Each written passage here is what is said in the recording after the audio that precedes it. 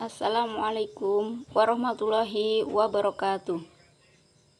Innal hamdalillah nahmaduhu wa nasta'inuhu wa nastaghfiruh wa na'udzubillahi min syururi anfusina wa min sayyiati a'malina may yahdihillahu fala mudhillalah wa may yudlil fala hadiyalah. Asyhadu an la ilaha illallah wahdahu la syarikalah wa asyhadu anna Muhammadan abduhu wa rasuluh la nabiyya ba'dah. Saya Wahyu Ratna Sawitri, kelas A28 NIM 22811311352. Kali ini saya akan menerangkan tentang ritual siklus kehidupan di Cirebon, yaitu yang pertama puputan, yang kedua khitanan, dan yang ketiga pernikahan atau selamatan manten. Yang pertama yaitu puputan. Ritual ini dilakukan setelah pusar bayi putus, umumnya dilakukan ketika usia bayi 3-7 hari. Ketika puputan juga sambil memberi nama untuk anak tersebut. Dan jika mampu sekalian melaksanakan akikoh, yaitu menyembelih kambing kibas, 2 untuk laki-laki dan 1 untuk perempuan. Acaranya sama seperti ritual yang biasa dilakukan, yaitu yang pertama pembacaan Al-Quran dan doa bersama atau pembacaan Al-Barjanji. Yang menarik, dalam acara puputan juga dilakukan prosesi penguburan ari-ari, di mana ari-ari tersebut dimasukkan ke dalam patok. Ari-ari tersebut dicampur dengan garam agar tidak berbau. Patok yang dipakai pun ada syarat khusus, yaitu patok ponglu atau patok yang hanya mempunyai 1 lubang. Dalam lubang tersebut dimasukkan batang lidi atau dalam bahasa Cirebon disebut sada. Setelah dikubur, kemudian ditanami atau ditancapkan tanaman beringin dan pandan. Ketika mengubur ari-ari dilantunkan rapalan khusus. Makna dari patok ponglu yaitu bahwa pegangan di dunia ini adalah tokang siji atau hanya yang satu, yaitu Allah yang Maha Esa. Adapun sada adalah simbol dari syahadat. Setelah puput, pusar bayi diberi kerokan gambir atau kerokan irus yang terbuat dari batok kelapa agar tidak keluar air. Ceplokan pusar tersebut diikat benang disertakan pada pendil bersama ari-ari. Setelah dikubur, ari-ari disiram air jinglo bengle. Setelah mengubur ari-ari, dukun bayi mengambil nasi bancakan atau nasi dengan lauk pauknya yang disimpan dalam tampah sambil menyebut nama anak dan menyebut jumlah uang yang akan disawerkan. Kemudian, orang-orang rebutan makanan yang ada dalam tampah. Di atas kuburan ari-ari tersebut ditanami berbagai tanaman yang terdiri dari pandan, beringin, dan daun andong kuning. Suguhan atau sajen juga diletakkan di jembatan yang terletak di dekat rumah. Suguhan itu berisi kue apem, tahu, rumba, limpung, sambal goreng, nasi, ikan asin, dan air. Makan ini juga yang disediakan untuk makanan jamaah selamatan. Dan di tengah lingkaran diletakkan tumpeng ayam dan air bunga 7 rupa. Kemudian dilanjutkan dengan tawasul kepada Nabi Muhammad SAW, para sahabat, para wali sanga di tanah Jawa. Dilanjutkan dengan membaca surat Al-Ikhlas, Al-Falaq, Anas, Al-Fatihah, Al-Baqarah ayat 1-5, ayat kursi, dan istighfar. Kemudian ditutup dengan pembacaan doa yang dipimpin oleh ustadz. Proses pembacaan seperti itu menurut ustadz yang memimpin merupakan bentuk sederhana karena permintaan dari pihak keluarga. Kadang-kadang ada yang bentuknya marhabanan, ada yang hanya membaca surah Al-Falaq dan Anas kemudian ditutup dengan doa. Acara selanjutnya adalah makan bersama, dimulai dengan memotong tumpeng dan ayam yang kemudian dibagikan kepada para jamaah. Setelah makan bersama selesai, jamaah dipersilakan pulang dan diberi berkat. Sementara itu, anak-anak dan perempuan sudah berkumpul di lapangan dekat rumah menunggu bancaan dikeluarkan. Bancaan ini menandai acara curak atau sawer yang akan segera dilaksanakan. Tak lama kemudian, pihak keluarga mulai membawa rantang yang berisi uang receh dan mengumumkan nama anak yang dipuputi, kemudian dibarengi dengan menaburkan uang atau prosesi curak. Di daerah saya di Jawa Tengah sama juga ada acara puputan, namun diisi dengan pembacaan kitab arba janji sambil menggunting rambut si bayi dan memberi nama si bayi. Kemudian dilanjutkan dengan acara pengajian, dan biasanya acara tersebut disertai dengan akikoh si anak. Kemudian yang kedua adalah khitan. Khitan hukumnya wajib bagi laki-laki sebagai kewajiban mengikuti ajaran Nabi Ibrahim dan juga menjaga kebersihan serta menghindarkan dari berbagai penyakit. Prosesi upacara adat khitanan ini merupakan salah satu upacara agung di Keraton Cirebon sejak 80 tahun yang lalu. Acara khitanan agung di Kesultanan Cirebon diawali dengan Sultan Kecirebonan keluar dan menempati kursi agung bersama istri dan anak-anaknya. Kemudian dilanjutkan dengan sang putra pangeran yang ingin dikhitan memohon izin kepada kedua orang tua dengan dua syarat, yaitu harus khatam Al-Quran dan harus bisa menari. Setelah prosesi selesai, maka sang putra pangeran boleh dikhitan. Setelah proses khataman dengan membaca Al-Quran, putra sultan kemudian mempersiapkan kembali untuk prosesi siraman tawandari untuk menghilangkan kotor dan menolak bala.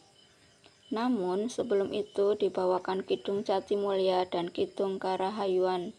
Kidung Sari Ayu, Kidung Jati Mulyan adalah pengharapan doa melalui kidungan yang dibawakan oleh leluhur Kanjeng Sunan Kalijaga untuk mendoakan supaya anak yang diupacarakan adat mendapatkan suatu kemuliaan, kerahayuan, keselamatan dunia sampai akhirat.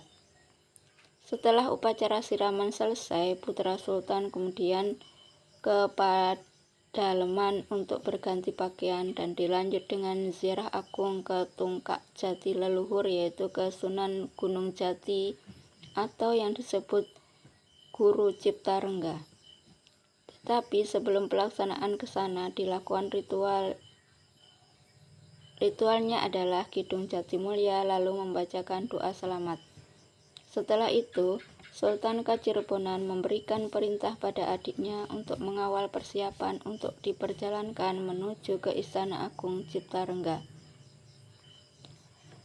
Untuk menuju perjalanan menggunakan Garuda Mina atau kereta paksi Nagaliman atau kereta kebesaran. Prosesi tersebut dikawal oleh prajurit Panutra, prajurit Surabraja, prajurit Nyimas Gandasari, dan para abdi dalam.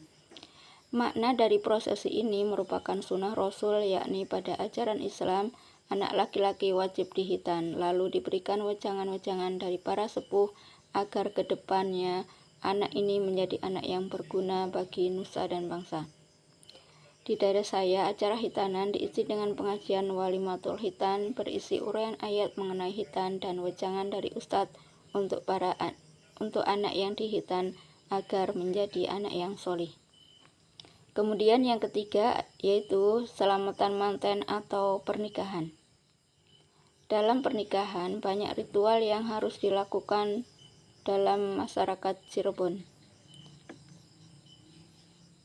Walaupun yang punya hajat hanya satu keluarga, namun undangan yang dibagikan ada dua jenis. Yang pertama, undangan yang dilakukan oleh kedua mempelai. Jadi sasaran undangan ini adalah kenalan, teman, dan lain-lain dari kedua mempelai. Yang kedua adalah undangan yang dilakukan oleh keluarga mempelai, bukan kedua keluarga, tapi hanya keluarga di mana acara pernikahan dilangsungkan. Sehingga orang yang datang ke pernikahan atau kondangan berbeda-beda tujuan. Umumnya jika yang kondangan adalah orang dewasa atau orang tua, kondangannya ke keluarga mempelai. Dan ketika yang kondangan anak muda, hampir bisa dipastikan kondangannya ke mempelai. Namun ada tradisi pembagian undangan yang masih dilakukan, yaitu undangan menggunakan jasa orang yang disewa atau yang duwe gawe. Sampai saat ini tradisi ini masih dilakukan. Biasanya orang yang jadi wakil ini adalah perempuan yang sudah tua.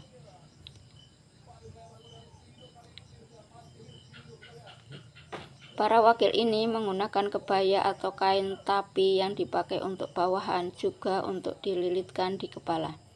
Ketika sampai di rumah yang akan diundang, wakil ini mengucapkan salam dan maksud tujuannya.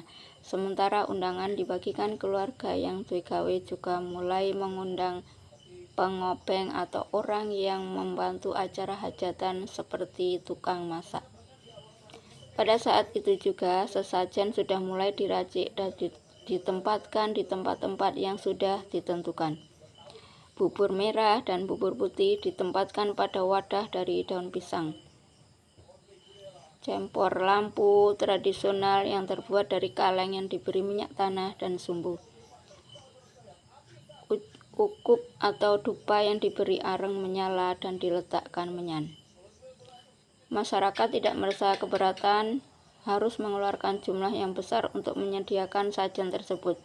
Jika tidak dilakukan, mereka takut terjadi hal-hal yang tidak diinginkan, seperti ada kesurupan, makanan buat hajatan tidak enak, hujan pada saat hajatan, dan pernah ada kejadian ketika ada hajatan terjadi kesurupan dan yang kesurupan menyebut-nyebut kinang, akhirnya diberi sirih, gambir, apu, kinang untuk dimakan pada yang kesurupan agar sembuh. Sajen juga untuk tarup dan ditempatkan di luar rumah, diberi tanda dengan tongkat kayu yang ditancapkan sebagai tanda bahwa rumah itu akan dilangsungkan selamatan manten. Sajen tarup mempunyai makna bahwa sebentar lagi acara pernikahan akan segera dimulai. Untuk mengundang rezeki, mengundang welas asih. Sajen ngandang beras ditempatkan di tempat beras atau masyarakat biasa menyebutnya pedaringan. Sajian ini diracik dan hanya boleh didoakan oleh orang yang akan menunggu ngandang beras. Penunggunya biasanya nenek-nenek. Tugasnya menunggu api yang ada pada cempor agar tidak padam. Api harus menyala terus dan tidak boleh sampai padam. Di samping itu ada juga sajian pawon yang diletakkan di dapur. Dapur biasanya terletak di luar rumah dan dibuat dari bata dan pada salah satu pojok dapur diletakkan sajian ini. Sajian pawon sebagai simbol keselamatan, kelancaran dalam membuat masakan, makanannya matang dan rasanya enak. Sajian tarup untuk orang yang bikin tarup. Sajian ngandang beras dibawa oleh nenek penunggu pedaringan dan sajian pawon dibawa oleh tukang masak. Makna simbolis sesajen. Seperti yang telah disebutkan di atas, sajian itu terdiri dari berbagai barang dan kesemuanya mempunyai makna simbolis yang berbeda. Kembang atau bunga pada sajian memiliki suatu aroma yang harum dan wangi. Oleh hal-hal yang bersifat sepele, bunga lainnya adalah bunga kantil. Kantil adalah bahasa Cirebon yang artinya ikut. Semua ini menggambarkan adanya harapan kedua mempelai mewarisi sifat yang baik yang menjadikan hidup mereka selamat dan memperoleh kebahagiaan. Cabai merah dan bawang merah yang ditusukkan ke lidi maksudnya untuk pelengkap tumpeng sebagai lalapan. Sifat berani dan positif akan menuntun seseorang kepada keberhasilan dan kemakmuran. Dengan adanya air kehidupan menjadi nyaman sesuai sifat air yang adem. Bubur abang dan bubur putih mempunyai makna bahwa bubur abang adalah alam nyata atau jasmaniah, dan bubur putih menggambarkan alam ruhaniah. Ukup atau menyan mempunyai makna wewangian dan menimbulkan rasa kasih sayang.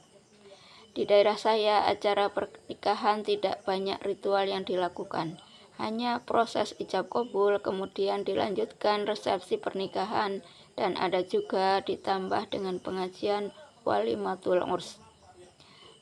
Demikian tadi yang bisa saya sampaikan mengenai ritual siklus kehidupan di Cirebon.